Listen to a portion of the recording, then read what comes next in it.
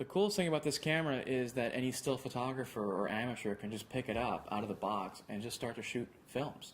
When the prototypes of the 5D Mark II came into the Canon offices, I saw this camera, saw what it could do, and I just knew I wanted to try something with it. Little did I know that we'd kind of put together this short film called Reverie. You know, we were doing storyboarding between midnight and 2 a.m. The day of the shoot, and at 4 p.m. we said action for the first time. We shot it over 2 nights on a relatively small budget and cut it in 4 hours. My experience level with this, I had no manual, I literally hit record. We're not talking complicated here, and just about anyone can pick this thing up, buy a few nice lenses, and be producing some pretty amazing quality footage. But that's what's kind of startling about this. Not only is it 1080p out of a DSLR, but the video that was broadcast on the internet was raw out of the camera. Not a single adjustment was made, no color adjustment, no exposure adjustment, no noise adjustment. All the gear that I used was still photography gear.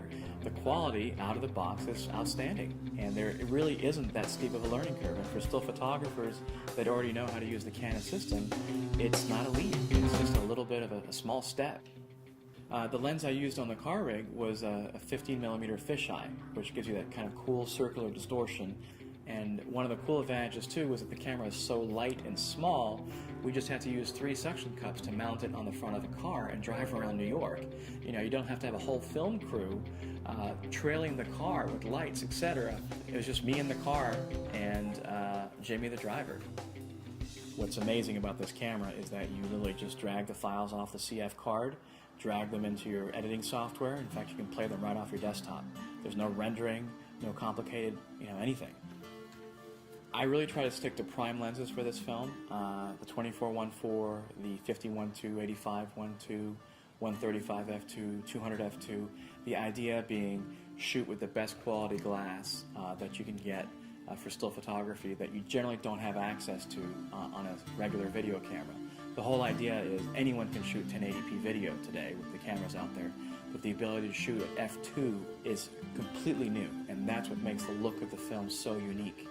Now I can take the exact same lenses I've been working with for 18 years and just adapt them onto this system with knowing exactly how they're going to react, what the depth of field is like, how they focus, when the appropriate lenses works for each situation, and use the same techniques I've been shooting as a still photographer. One of the things that can't be forgotten about this camera is how small it is and how lightweight it is.